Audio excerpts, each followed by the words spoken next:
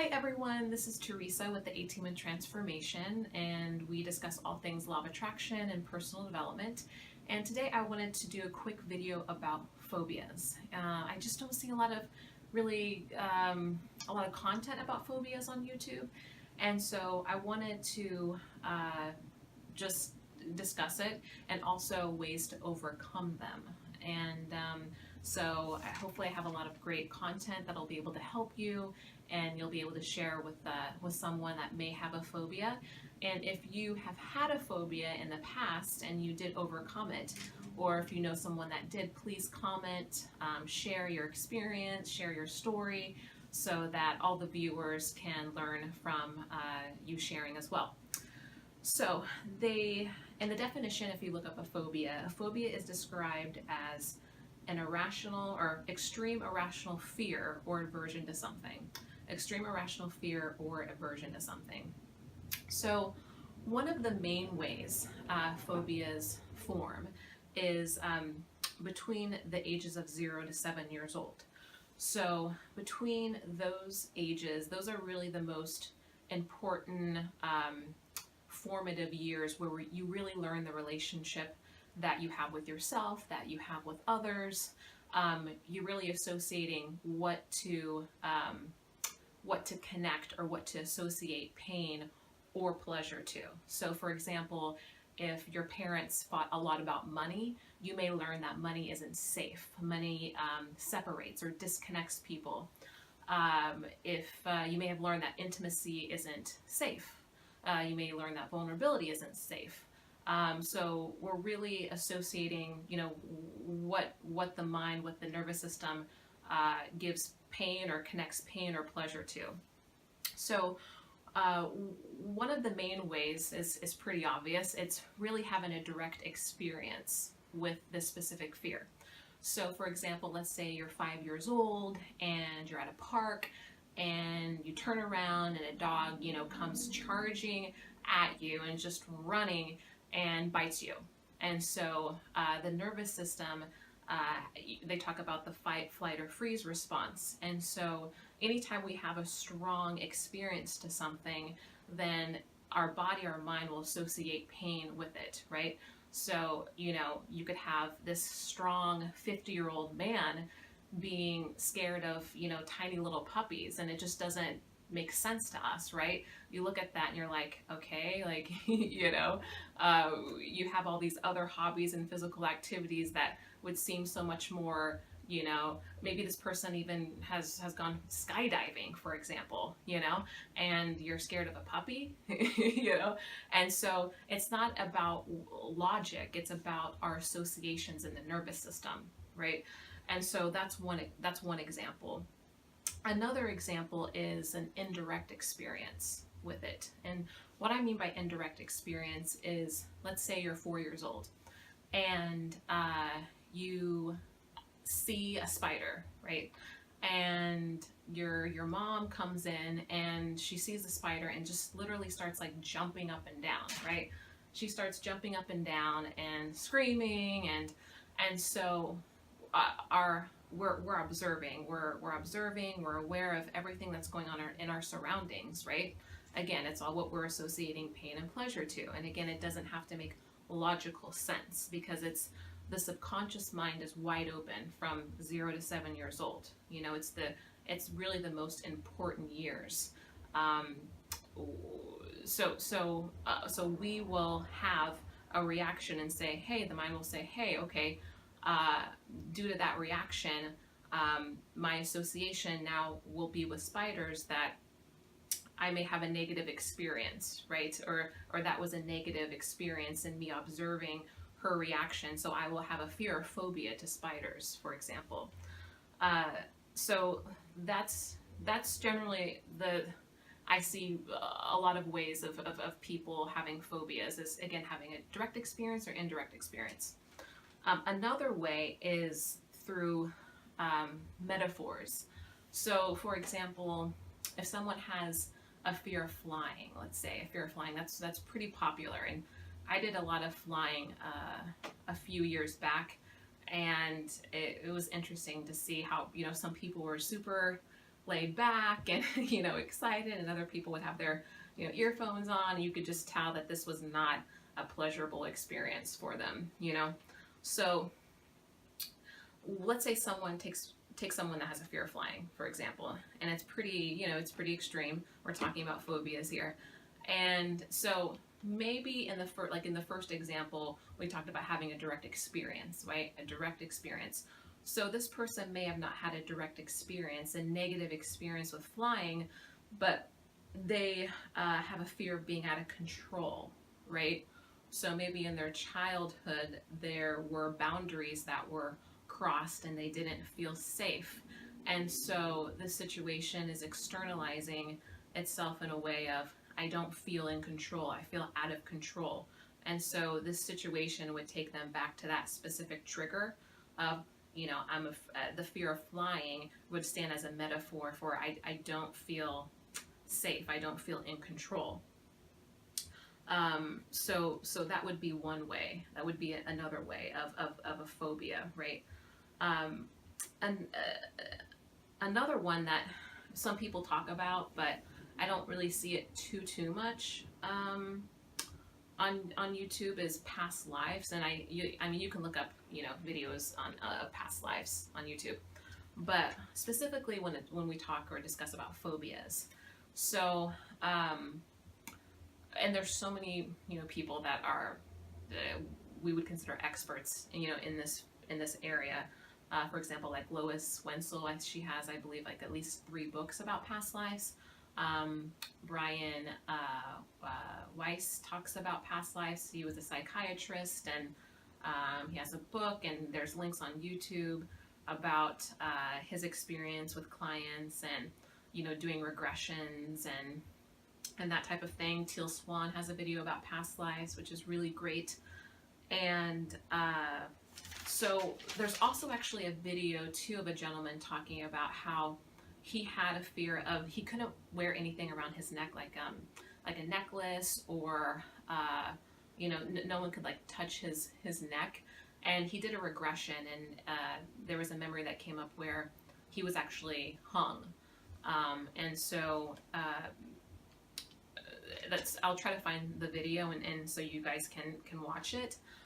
But it's really interesting because I was raised in a religious home, and so we didn't talk about past lives, right? But I actually had a personal experience, which brought me to this information where I had a very specific phobia, and I didn't have a direct experience with it, like the first example. I couldn't really see how it stood for, like a metaphor for something. And then I actually worked with a specific person, and I did a consultation with her, and she had shared with me that I actually, in a past life, and I'll make another video because I want to go more in detail about it, and that I had this specific situation happen to me in a past life. And it was one of those things where it's like when you hear it, you just know it's the truth.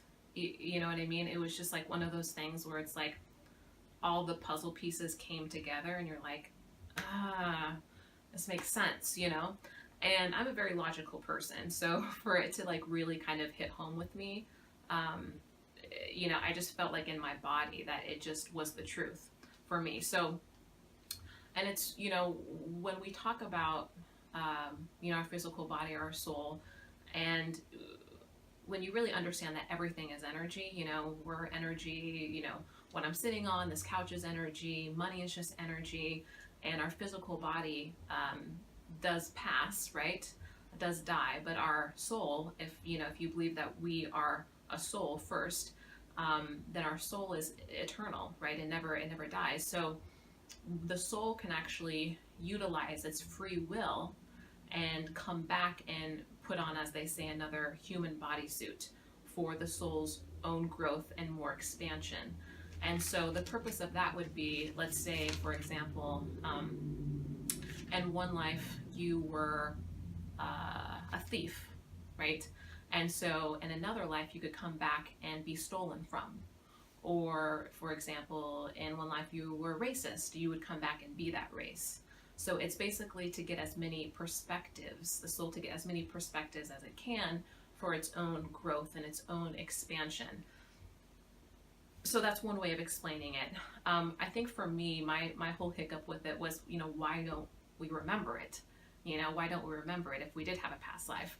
And the links below, I believe, will kind of go into that and explain that.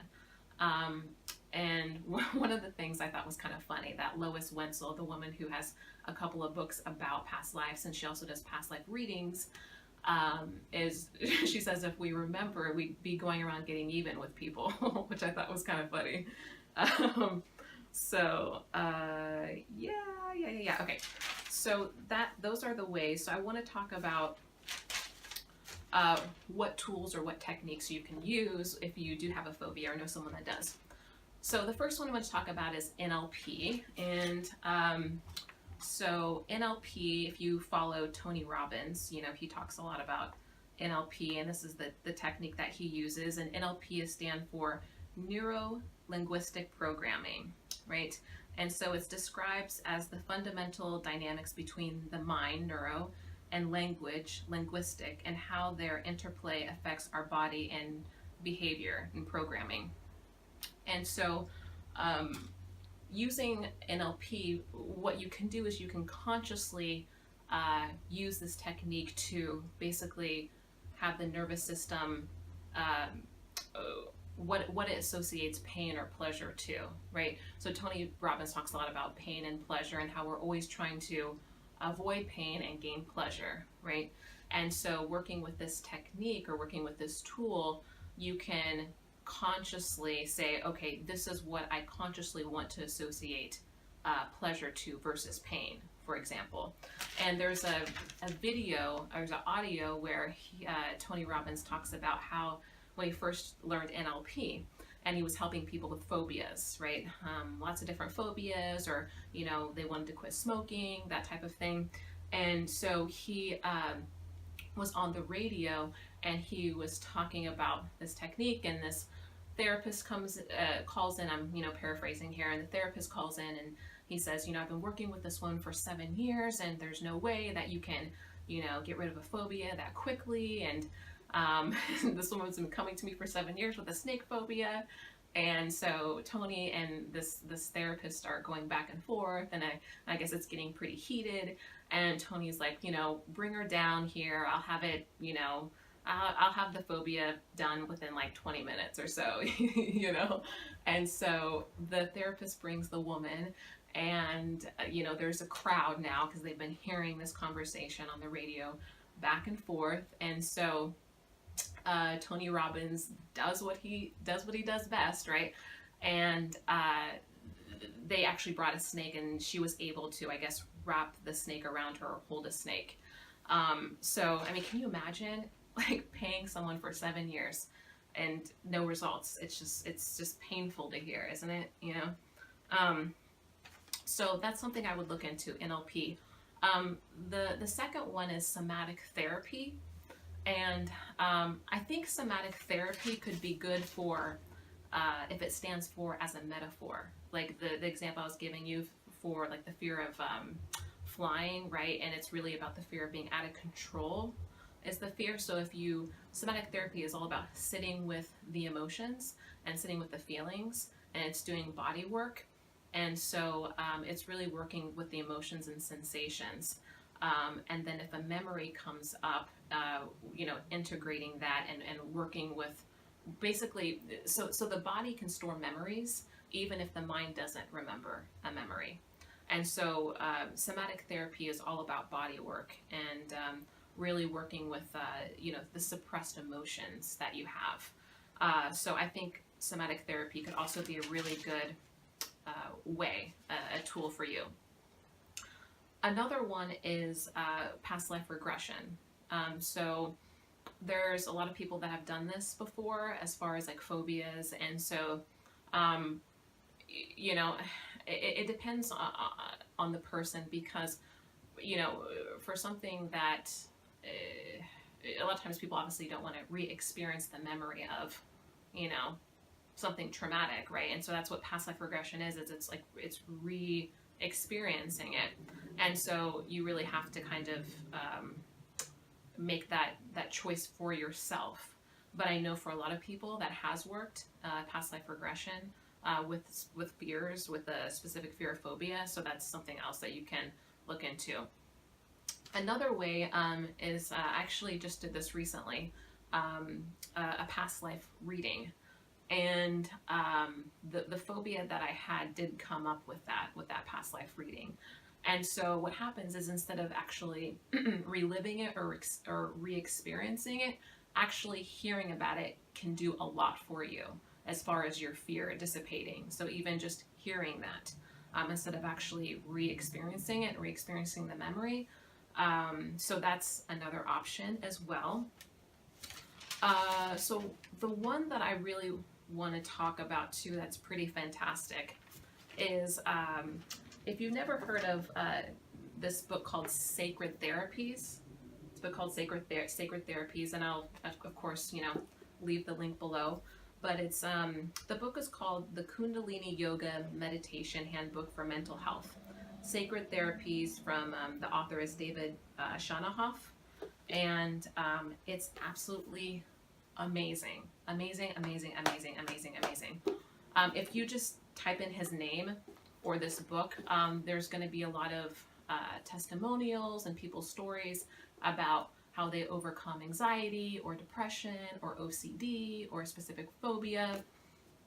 So David Shannahoff, just so I can get all of this information correctly, is the director of the research group for Mind-Body Dynamics Biocircuits Institute from the University of California, San Diego.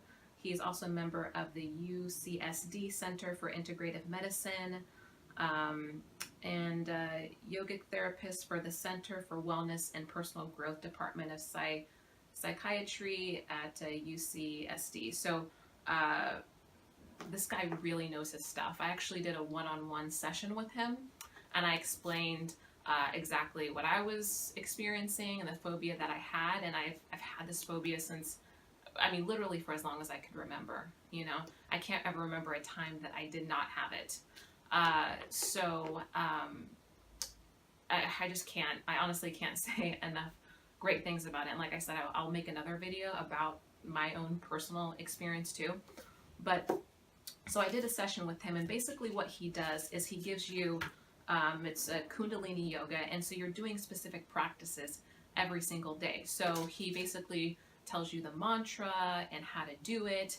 And what you can do is, you don't necessarily need a session with him one-on-one, because every single chapter has specifically what you, like for example, chapter 4 is treating phobias, right? So that would be the chapter that you would specifically read. Let's see, the second chapter is treating anxiety and general anxiety disorder. Chapter 3 is treating OCD, body dysmorphic disorder. Chapter 5 is panic attacks, panic disorders. Let's see, chapter 9, major depressive disorders. Chapter 10, treating grief. Chapter 11, treating bipolar disorders. Chapter 13, treating insomnia and sleep disorders. I mean, it is like, this book is amazing, like seriously amazing. Like, I'm surprised that I don't hear people talking more about this, because it is fantastic. Like, this guy knows his stuff. Like, I can't even begin to tell you like how great this book is. And it talks about how so the origins of these specific psychological states are believed to be determined by the interactions of both the environment and genetic factors, especially during the sensitive periods of development. So when they talk about development trauma, you're talking about between the ages of 0 and 7 years old. And so, when we think about trauma, we think, this horrible, horrible experience, right? And really, trauma is distress without resolution. So even a 3-year-old, getting their toy taken away from them can be traumatic, can actually cause trauma. And to our logical mind, that doesn't make sense, right? But to a 3-year-old, that can actually be very traumatic. It can be a very traumatic experience. And so when we have these traumas and they're not processed, that's when it can come back and bite us, right? And so, yeah, so this is amazing. Like, I'll link this below. He also has another book too that I bought as well, Kundalini Yoga Meditation.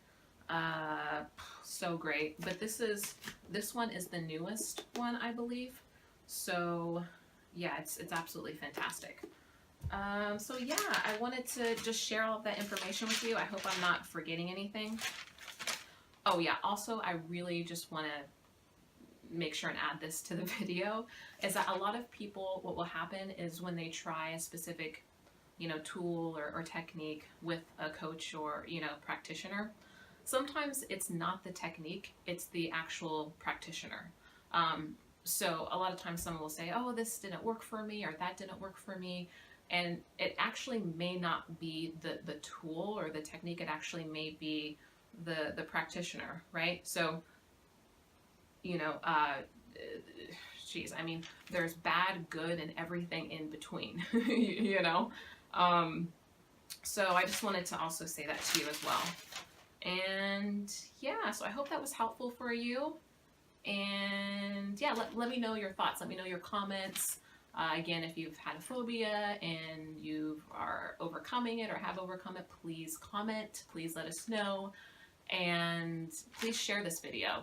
Please share this video with other people. You never know what someone else is going through.